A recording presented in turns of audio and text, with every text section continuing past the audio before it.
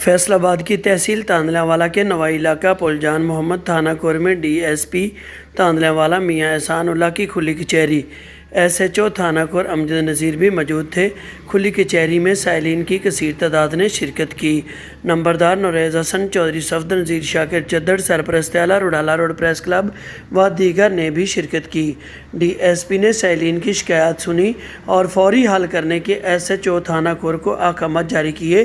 اس موقع پر D S P کا یہ بھی کہنا تھا کہ منشیات فروشوں جواریوں کے خلاف گھیرا تنگ کریں تاکہ نوجوان نسل کو اس ناسور سے بچایا جا سکے۔